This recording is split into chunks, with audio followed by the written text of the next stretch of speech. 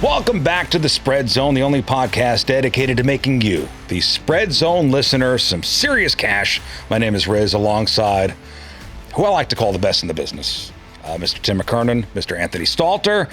As always, the show is brought to you by our great partners at FanDuel. Build your bankroll right alongside us by using the FanDuel Sportsbook app. Get the best odds, great promos, and live bet as the action unfolds. All right, gentlemen, let's get into it. Segment one, the recap. Now, Tim, it's been up and down the past couple weeks. Trying times, Rizz. A lot of down for this guy here, and I'm pointing to myself. Was it all bad news this past weekend, Tim McKernan? From these ashes, a phoenix will rise, and the phoenix has risen. The podcast went 13-8 last week and 3-0 in our locks. Oh, nice 3-0. job. Oh, right. Nice We job. all got our locks. Wonderful. Yes, 3-0 on the locks. Let's see. Anthony, you had the Lions minus 5.5 against the Buccaneers. My only NFL win of the week, but hey, you saved the Not best focused on Take it. Focused on the lock. Rizz, you had the Patriots minus 7.5 against the Titans. You dunked on my pick of taking the Titans, which made no sense, which is why I took the Titans. Right. Of course, it didn't work out. And I was on Vanderbilt minus 2.5 against LSU. That covered. We all won our locks. The podcast went 13-8 against the number. Here we come. And Rizz, congrats. You bounced back. I know you've been down on your Very down. But Tim, your back hurting these days? Oh, Anthony, you're a gentleman. Tell the people your number, because 13-8 is misleading. I had a losing week. I know you missed that the Titans pick. So that's one loss. That was my one loss. That was it? Oh, 6-1. Whoa. 6-1. I was seeing the board. Is that what they say? I was seeing the board. You're seeing the ball. I know. Yeah. So I picked You LSU. went 4-3. I picked LSU Anthony. to win, which didn't pan out. I also picked the Broncos, but the Broncos minus 7. The greatest comeback money line play ever. Money line play, but They didn't cover the number. Yeah, 33 points in the fourth quarter in that comeback. I don't know what I rather would have had. Just that comeback loss? or just straight up loss, or a loss by just not covering like that. I usually get spiteful if I know the team that I predicted isn't going to cover. I want them to lose outright or get blown out. Like, I get real spiteful. Yeah, like they hurt me. Yeah. I respect that. I'm just honest about it. I'm Italian. Rizz, you understand. Well, and I will tell you, I grew up a Giants fan. I grew up a New York Giants fan. So that loss by the Giants will play into when we make our picks coming up. You're going to have some spite, perhaps. So, yeah. Oh, wow. You're going to hold it against them. And I don't think, if I remember correctly, I don't think we had any bad luck. I had the Notre Dame over, and that was trending over all games. Oh, my goodness. Yeah, that's a bad beat. Slow fourth quarter really crushed me. But, I mean, that's going to happen. But we've had a couple of really bad finishes where we were on the other side of it. But I don't think we had that this week. Yeah, everything was pretty sweat-free, whether it be the wins or the losses. But 13-8, nice bounce back, and 3-0 in the locks. We make picks, you make money. We make the picks, you make the money. Well, let's get to it, fellas. Amen. All right, we'll take our first break. We'll come back. We'll dive headfirst into week number 9. Oof. On our college football slate, we've got 3 picks to make you some money. And while you wait, open up that big, beautiful blue FanDuel app and get those lines ready. We will be right back on the Spread Zone. And we're back on the Spread Zone. It's time to make some money on the college slate. Week 9 is here. And we'll start with Anthony Stalter, your first pick, college football. Rizz, I need a bounce back. I appreciate you giving me the ball first. I looked at this line a couple of times, and boys, I don't really understand it. I don't understand why Illinois is getting 5 points in Washington. I know it's a tough environment, but Washington's dealing with some injuries. Their left tackle is out. The backup play last week didn't look great. Illinois doesn't have a stout pass rush, but they do have an excellent pass rusher. They're still banged up a little bit in the secondary, but that's been the case since the Indiana game. Yeah. They've got Luke Altmaier, who's a veteran quarterback. He'll be able to hang with that. I think he'll be fine in that environment. And look, here's the deal. Illinois with already 2 losses on the season, but it's 2 quote-unquote good losses compared to the opponent. The losses themselves were blowouts. But if they're going to do anything to stay in this Big Ten race, They've got to win in Washington. So give me Illinois +5 against Washington team that offensively hadn't looked great. I have no idea why Washington, with wins over Colorado State, UC Davis, Washington State, Maryland, and Rutgers, is held in the esteem that it is. Perhaps they know something we don't know. I don't know. They've lost to Ohio State, just like Illinois, and lost in Ann Arbor to Michigan. But a 5.5-point number there really is surprising to me as well. I see your reason for confusion. I am going to short the BYU market, Rizz. I don't buy into BYU. I think they meet their maker in Ames, Iowa this weekend. I will take Iowa State minus the 2.5 against BYU. All right, for my first pick, I'm laying the points with the team that is just crushing it. Roll Tide. Number 4, Alabama, minus 12.5 on the road at South Carolina. Now, Alabama has been a machine since losing week 1, 6-0 straight up, 5-0-1 against the spread. South Carolina, meanwhile, is just 1-3 against the spread at home this season. It's a classic case of a dominant team being undervalued on the road. So give me Alabama minus 12.5 on the road at South Carolina for my first college football pick. Anthony, your second pick. Another game that doesn't make a ton of sense to me from a line standpoint. One thing I like to do is I'll write down the point spreads, what I think the point spreads are going to be before I look at the actual lines. I had Cincinnati as at least a 7-point favorite over Baylor. They're only a 4.5-point favorite. I'm going to lay the points with the Bearcats.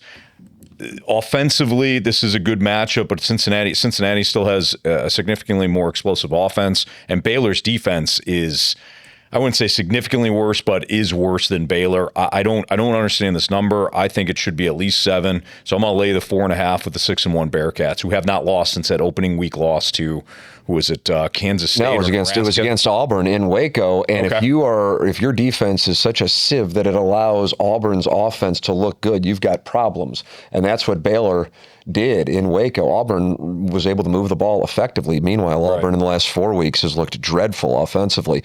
And Cincinnati is a really good team that I don't think is appreciated nationally. They're a pass away in the end zone at Arrowhead Stadium from being undefeated. They're a team that does. They fly under the radar.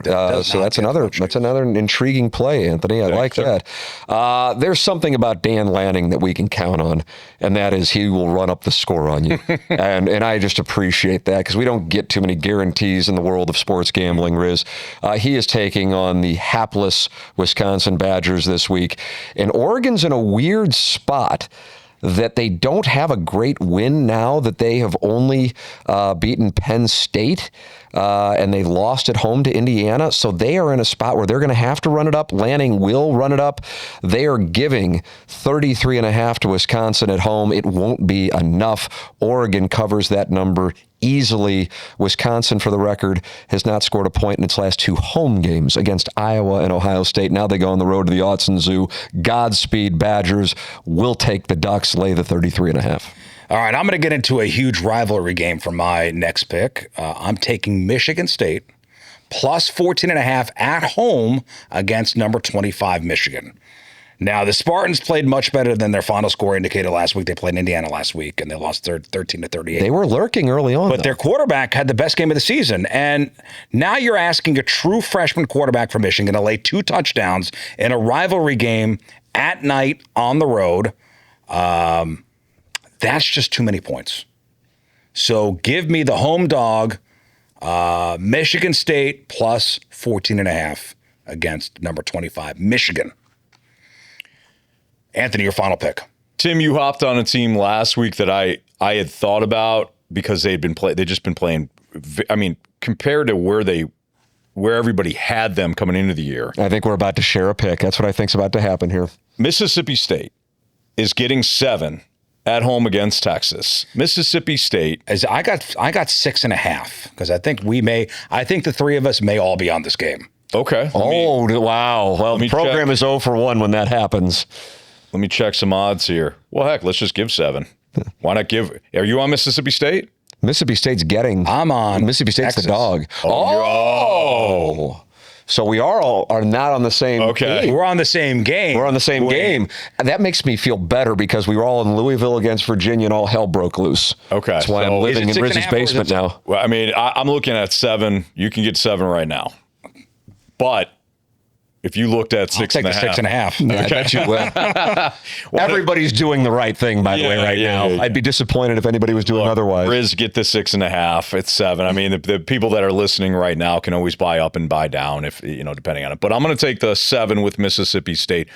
I'm so tired of watching Texas. Defensively, they're strong, but offensively, the problem has been since Ohio State, and I think we all excused it because they played Ohio State. Mississippi State is winless in the conference. Yes. Arch Manning looked terrible last week. When has he not? So we'll say he pretty much sputtered last week. I think this is the game where you buy in on they're a talent.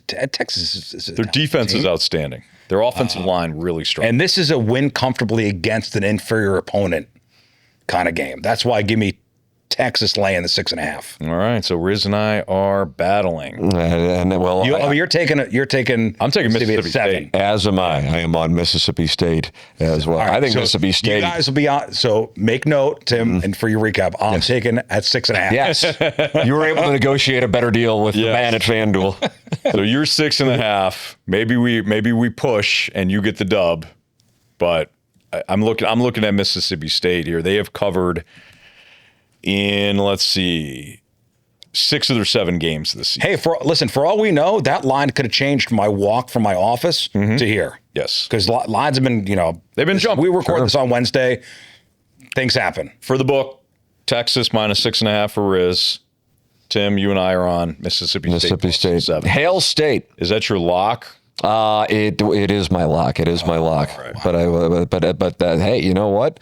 I value Mississippi State. They beat Arizona State, team that beat Texas Tech last week, and they're a legitimately good team. But they're a brand that isn't respected, and I think people overlook them. So what's your third college pick? My third college pick is Texas Tech minus 38.5 against Oklahoma State. Oklahoma State has shut it down.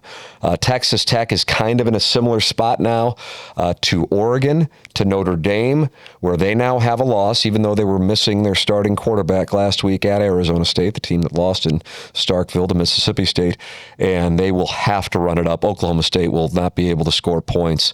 And so I'm now looking for these schools that will run up the score. That's why I'm on Oregon. That's why I'm on Texas Tech, and Oklahoma State and Wisconsin are both hapless. They're huge numbers. I'll take Texas Tech, lay the 38.5. All right, excellent stuff, fellas. Excellent stuff. That's a wrap on college football. We'll come back. We'll do the pros, and Anthony and I will give our FanDuel locks of the week. You don't want to miss it. Go to FanDuel right now. Get a no-sweat first bet. You can't lose. We will be right back on the Spread Zone. All right, and we are back for the final segment of the Spread Zone, brought to you by FanDuel. It's time for the big boys, NFL Week 8. And let's get right to it with Anthony Stalter and your first NFL Week 8 pick.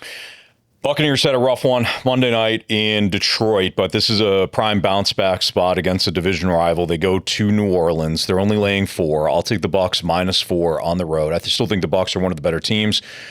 Shocking that they couldn't move the ball against a Detroit team that lost, literally everybody in their secondary, either before the game or during the game. But this Saints team, not very good. They're turning the ball over consistently now.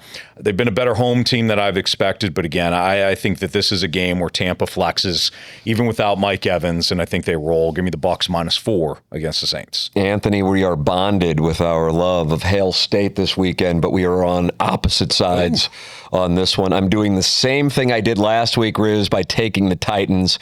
Said it makes no sense. I've got to take the Titans. It didn't work out for me.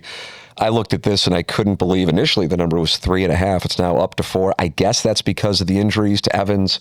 Godwin's only played 2 games, so now they're having resort to playing some backups. I will take the great Spencer Rattler and the New Orleans Saints and take 4 points. Now, what do you think the biggest game of the week is, drama-wise? Probably Eagles, Packers, Steelers. Bingo. Yeah, Aaron Rodgers. Steelers, yeah. That's the answer. It's a revenge game. Give me the Pittsburgh Steelers plus 3 at home against the Green Bay Packers. Guys, the narrative is just too strong on this. This is the game that Aaron Rodgers had circled on the calendar when they released it. It's his first time ever facing the Packers.